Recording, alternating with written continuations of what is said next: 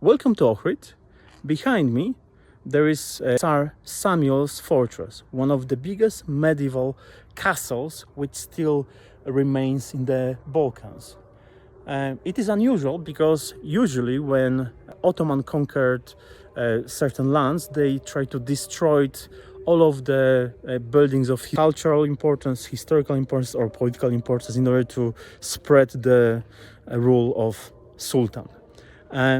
Religion was also affected, and for many reasons people who inhabited these lands had to hide and had to practice their religion without announcing it, let's say. And things have changed, things have improved massively.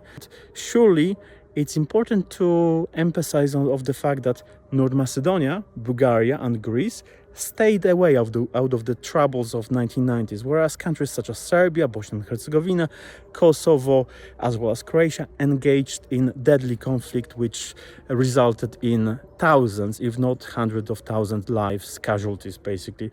So from my perspective, from the perspective of someone who teaches how to resolve conflicts, preserving peace and post-conflict resolution is the most important. So that's why I'm here. To all of my students, I strongly encourage you to visit this region, because the information which you get from textbooks is relevant, but you need to engage in field studies in order to get to know more, because it's only when you visit a particular land and talk with local people, exchange experiences, that's when you will get the full knowledge.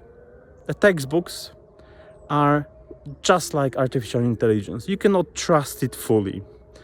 And for these reasons, I strongly encourage you to be curious and follow your intellectual curiosity. Intellectual curiosity can lead you to places like that and that. Guys, one of the books which I recommend to my students is Problem from Hell by Samantha Power, which was published in 2002. This was an instant bestseller because Samantha Power found a way to describe the scale of mutual hatred between various Balkan countries, and she described the reason which led basically to ethnic cleansing, genocide and mass killings. In 2025, things have changed. The Balkan countries no longer seek war, no longer wage war against each other. Balkans are actually becoming one of the most peaceful regions in Europe.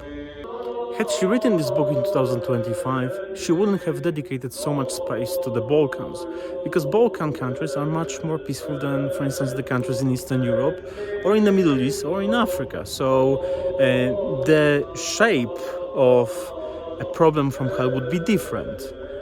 And the situation is very dynamic and changes quite rapidly.